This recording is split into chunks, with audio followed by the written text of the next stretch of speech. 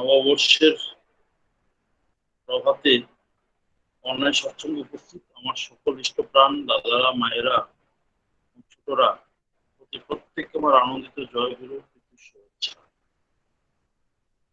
আমাকে আজকে নববর্ষের দিনে সকাল সকাল এই সৎসঙ্গে যোগ দিয়ে তার কথা বলা, তাকে ধরে আমার অনুভূতি বলার যে সুযোগ করে দেওয়া হয়েছে, তার জন্য আমি কিছু আন্তরিক কৃতজ্ঞতা জানাই।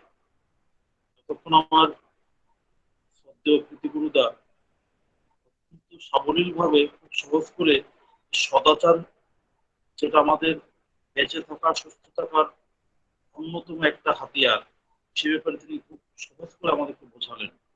এবং আমার বিশ্বাস যে ওনার এই কথাগুলি পড়ে আমাদের কারোই বুঝতে অসুবিধা হয়নি কিভাবে আমাদের সদাচার সম্পূর্ণভাবে চলা উচিত। এই যে আজকে সকাল সকাল প্রত্যেকে আমরা একে অপরকে বলছি শুভ নববর্ষ। আমরা বিশ্বাস করি যে নিষ্কাম প্রার্থনা মঙ্গল বয়ে আনে। আমি যখন কারোর জন্য কিছু প্রত্যাশাহীন ভাবে প্রার্থনা করি, সেই প্রার্থনা ঈশ্বর মঞ্জুর করেন। তাই এই একে অপরকে আমরা শুভেচ্ছা জানাচ্ছি যে এই নতুন যে বছরটি আসলো, সেই বছরটি আমার জন্য শুভ হয়ে উঠুক।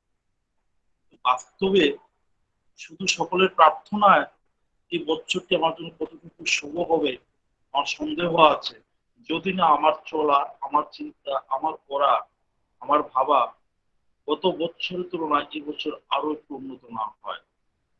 আমি এই বছর আরো যত বেশি ঠাকুরকে আঁকড়ে ধরবো, যত বেশি তার নির্দেশ পালনে ব্রতী হব, যত বেশি যজন যাজন ইষ্টভূতি পরায়ণ হয়ে উঠবো, ততই আমি সেই শুভতে বিতরণ করবো, ততই শুভ নববর্ষ কথাটি সার্থক হয়ে উঠবে। তাই আসুন আমরা প্রত্যেকে আজকে নববর্ষের প্রারম্ভে পরমপিতা শ্রী ঠাকুরের চরণে প্রার্থনা জানাই আমরা আরো বেশি বেশি করে আচার্য শ্রী দাদার নির্দেশ পালনে ব্রতী হব। আমরা আমাদের প্রাত্যহিক দৈনন্দিন জীবনের যেটুকু সময় পাই, আমাদের ব্যক্তিগত ঘুম, আহার, পেশাগত দায়িত্ব, সামাজিক দায়িত্ব, পারিবারিক দায়িত্ব, সমস্ত কিছু পালন করে তারপরে আমাদের কাছে যে সময়টুকু থাকে, সেই সময়টুকু আমরা তার কাজে নিয়োজিত করি। আচার্য শ্রী দাদা যে 3.5 কোটি দীক্ষার আশীর্বাদ করেছেন, সেই দীক্ষার কাজে আমরা একটা মানুষ একটা মুহূর্তের জন্য সময় ব্যয় না করি। এখন করোনা মহামারীর দ্বিতীয় ঢেউ চলছে, সেই দ্বিতীয় ঢেউ প্রথম ঢেউর তুলনায় তুলনামূলক ভাবে বেশি বিপজ্জনক।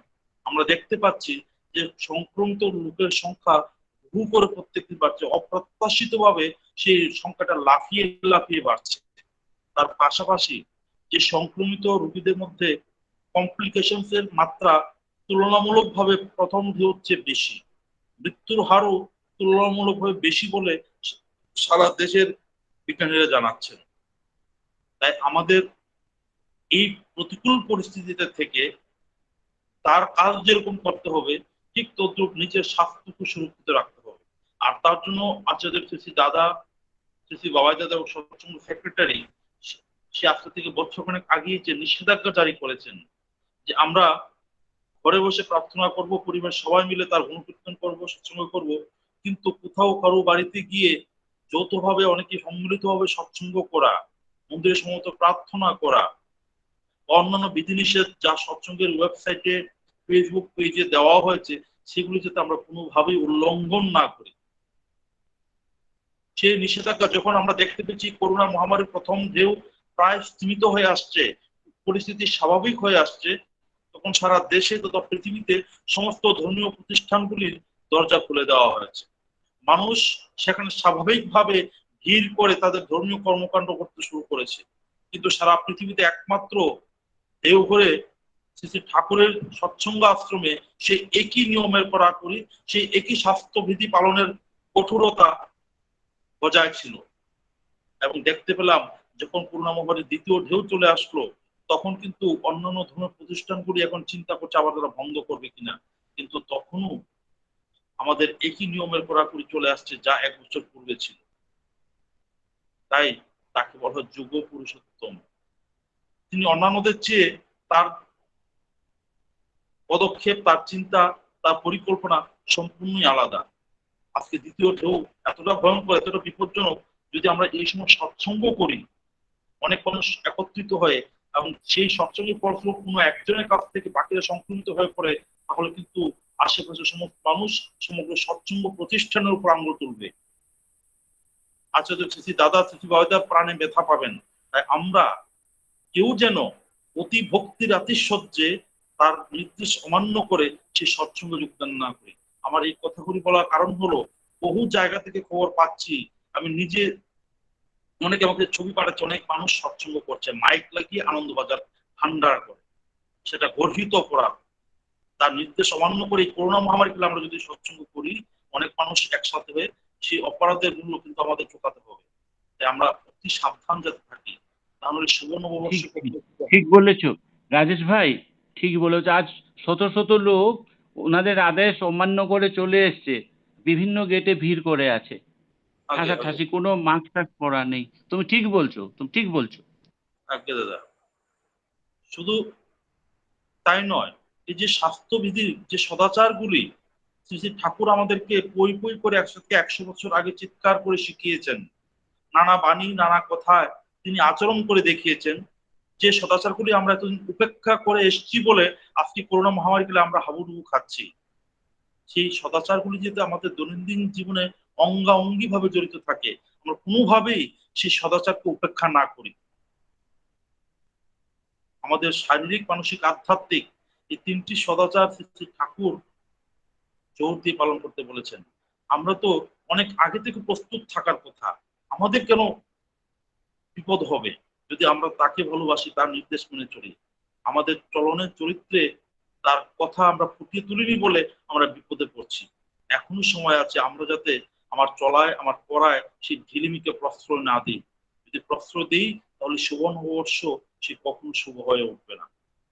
কিন্তু তার পাশাপাশি সেই সৎ দীক্ষার যে আশীর্বাদ, আচার্য দাদা যে দীক্ষার আশীর্বাদ করেছেন, সে দীক্ষার কিন্তু স্থগিতাদেশ হয়নি।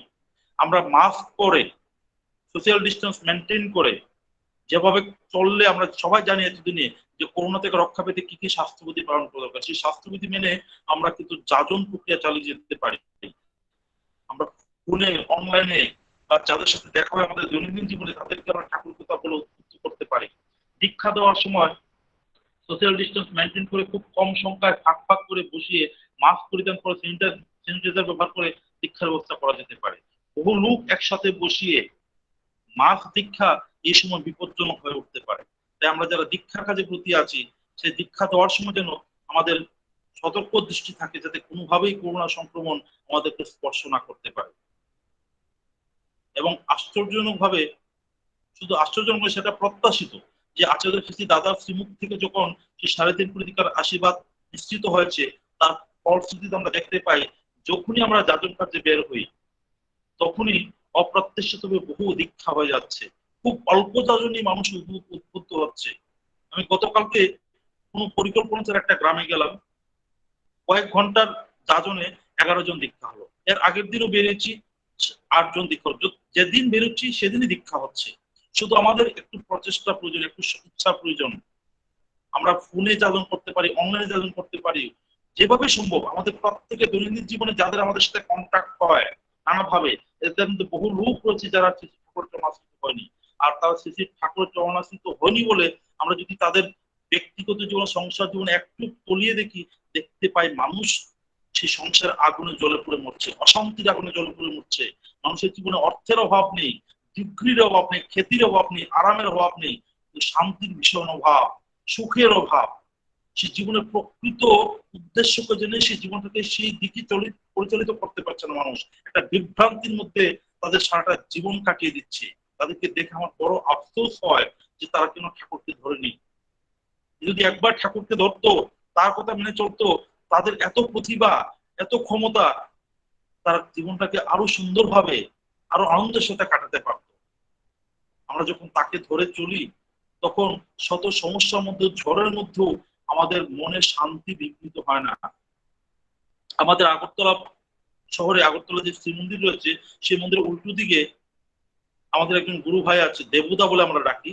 সে ঠাকুরের ফটো বিভিন্ন ওষুধপত্র দেওঘর থেকে নিয়ে এসে সেখানে বিক্রি করে।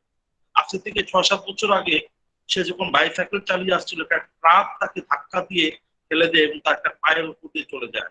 সেদিন তার একটা পা পুরু থেকে কেটে বাদ দিতে হয়েছিল। আমি তখন জিবি হাসপাতাল অপারেশন থিয়েটারে ছিলাম। এই যে তার পা কেটে বাদ দেওয়া হচ্ছে, তাকে যখন আমি বললাম যে দেবুদা আপনার এই পাটা কেটে বাদ দিতে হবে, তা না হলে আপনার প্রাণ রক্ষা করা কঠিন হয়ে যাবে, তার চেহারার মধ্যে আমি বিন্দুমাত্র ভয়, আতঙ্ক, আফসোস দেখতে পাইনি। সে নিশ্চিন্তে বলো, দাদা যেটা ভালো সেটা করে দিন, ঠাকুরের দয়া তো প্রাণটা রক্ষা পেয়েছে। এরকম সংকট মুহূর্তে, বিপদের মুহূর্তে কারো মনে এরকম নিশ্চয়তা, এরকম প্রশান্তির ছাপ, ঠাকুরের প্রতি নির্ভরতা, সেটা একটা পরম আশ্চর্যের ব্যাপার। সেই দাদাটিকে আমি গত 2-3 দিন আবার দেখা হলো, যখনই দেখা হচ্ছে শুধু ঠাকুরের দয়ার কথা বলছে, ঠাকুরকে ধরে সে কতটা ভালো আছে সেটা আমাকে বারবার বলছে। যে এখন সে হুইল চেয়ারে চলাফেরা করে, সে এই অবস্থাতে তার ব্যবসা আগের চেয়ে বেড়েছে। তার মনে ঠাকুর প্রতি নিষ্ঠা, ভালোবাসা, বিশ্বাস একটু টলমল হয়নি। এইভাবে তাকে ধরে যখন আমরা চলি, শত সংকটের মধ্যেও আমাদের মনের যে শান্তি, যে আনন্দ, সেটা বিঘ্নিত হয় না। আমাদের আগরতলা একজন প্রবীণ কর্মী দাদার সাথে আমার খুব ঘনিষ্ঠভাবে পরিচয়। আজকে থেকে বেশ কয়েক বছর আগের ঘটনা। ওনার ছোট মেয়ে শ্বশুর বাড়িতে নানা কারণে আত্মহত্যা করে মারা যায়। আমি রাত্রিবেলা খবর পেয়ে প্রতিদিন সকালবেলা ওনার সাথে দেখা করতে যাই, আমাকে ওনার সমবেদনা প্রকাশ করতে। আমি যেহেতু ওনার বাড়িতে ঢুকছি, ওনাকে দেখলাম ধুতি পাঞ্জাবি পরে পাঞ্জা কাঁধে নিয়ে দীক্ষা দিতে বেরিয়ে যাচ্ছে। আমি অবাক করে ওনার দিকে তাকিয়ে আছি, বললাম যে আপনি কালকে রাত্রে আপনার মেয়ে মারা গেছে, দীক্ষাতে বেরিয়েছেন? বলছে আচার্য শিশি দাদা দিয়ে 1 লক্ষ দীক্ষার আশীর্বাদ, সেটা সময় আর বেশি বাকি নেই, আমার দীক্ষা অনেক কম হয়েছে, আরো দীক্ষা দিতে হবে। এই যে আচার্য শিশি দাদার দীক্ষা মানে আশীর্বাদ পূরণ করতে হবে বলে তার যে একাগ্রতা, তার যে মনোযোগ সেদিকে, সেই কারণে এই যে কন্যা হারানোর যে ব্যথা, যে হতাশা, যে দুঃখ তাকে স্পর্শ করতে পারেনি, তার জীবনটাকে থামিয়ে দিতে পারেনি। সাধারণত যাদের জীবনে সে ঠাকুরের আশ্রয় নেই, যাদের জীবনে সে নিশ্চয়তা নেই, তারা কিন্তু ওই মুহূর্তে জীবনটা হেলিয়ে দেয়। প্রচন্ড সুখে দুঃখে তাদের জীবনে একটা গুরুত্বপূর্ণ সময় কাটিয়ে যায়, তাদের জীবনের চলার উৎস হারিয়ে ফেলে। আমাদের জীবনে যখন তিনি থাকেন, তাকে খুশি করার যখন আমার উদ্দেশ্য থাকে, তখন জীবনের এরকম কোনো দুঃখ, কষ্ট, মৃত্যু আমাকে কিন্তু আমার জীবনটাকে হেলিয়ে দিতে পারে না, আমাকে অবসাদে ডুবিয়ে দিতে পারে না। আমার মনের যে শান্তি, যে প্রশান্তি, যে ব্যালেন্স লাইফ আমার, সেটা কখনো বিঘ্নিত হয় না। আর সেটাকে শ্রী ঠাকুর বলেছেন শান্তি। শ্রী ঠাকুরকে যখন জিজ্ঞেস করো, ঠাকুর শান্তি কি বস্তু, সে কোথায় পাওয়া যায়? ঠাকুর বলেন শান্তি মানে এমন নয় যে তোমার জীবনে নিরবিচ্ছিন্ন আনন্দ থাকবে। শান্তি মানে এ নয় যে তোমার জীবনে কোনো সমস্যা থাকবে না, কষ্ট থাকবে না, যন্ত্রণা থাকবে না। আরো জীবনে যখন কোনো দুঃখ, কষ্ট, যন্ত্রণা, ব্যথা তার জীবনটাকে হতাশায় নিমজ্জিত করে না দেয়, অথবা খুব আনন্দ বা উল্লাস যখন তার জীবনটাকে লাগাম ছাড়া করে উদ্দোলিত করে না দেয়, এই সুখ এবং দুঃখ দুই অবস্থা যে মধ্যে সে একটা সাম্যের বিচরণ করে, সেটাকে শান্তি বলে। যে খুব দুঃখ আমাকে খুব হতাশাগ্রস্ত করে আমার জীবনটাকে নষ্ট করতে পারবে না, আবার খুব আনন্দ আমাকে লাগাম ছাড়া নিয়ন্ত্রণহীন করতে পারবে না। দুই অবস্থাতেই আমি শুধু তাকে ধরে আছি, তাকে ধরে আমার জীবনটা অতিবাহিত হচ্ছে, সেটাই হলো শান্তি। তিনি উদাহরণ দিয়ে বললেন যে এই পৃথিবীর বহু জায়গায় বিশাল বড় বড় খনন করা হচ্ছে, পৃথিবীর বড় বড় গর্ত করে পৃথিবীর ভর কমানো হচ্ছে, আর কোথাও বিশাল বড় বড় ইমারত গড়ে উঠছে। কিন্তু এই যে একদিকে তার ভর কমছে, একদিকে ওজন বাড়ছে, তার ফলে কিন্তু পৃথিবী তার কক্ষ থেকে চ্যুত হচ্ছে না বা তার ব্যালেন্স নষ্ট হচ্ছে না। সে সূর্যকে কেন্দ্র করে ঠিক একই রাস্তায়, একই গতিতে সে পরম নিশ্চিন্তে ঘুরে চলেছে। তার সেই পৃথিবীর দেহের উপরে এত খনন কিছু, এত কিছু হচ্ছে, তাতে কিন্তু তার চলাটা বিঘ্নিত হচ্ছে না। ঠাকুর বলেন সেটাই হলো শান্তি। আমাদের জীবনটাও ঠিক তদ্রুপ শান্তির হয়ে ওঠে যখন তিনি আমার জীবনে মুখ্য হয়ে ওঠেন। শুধু তাকে খুশি করাই যখন আমার জীবনে লক্ষ্য হয়ে ওঠে, তখন শত সমস্যা, শত বাধা আমার জীবনটাকে আটকে রাখতে পারে না। আমার জীবন শুধু শুভ নববর্ষ না, প্রত্যেক দিন শুভ হয়ে ওঠে, প্রত্যেকটা বছর শুভ হয়ে ওঠে, আমার জীবনটা শুভ হয়ে ওঠে। আমরা প্রত্যেকে এই সংকট মুহূর্ত থেকে অতি দ্রুত কাটিয়ে উঠবো। আচার্য শ্রী দাদার সেই 3.5 কোটি দীক্ষার আশীর্বাদকে মাথায় নিয়ে প্রত্যেকে ব্রতী হব। আমি এই প্রার্থনা রেখে আমার আলোচনা এখানে রাখছি। জয় গুরু।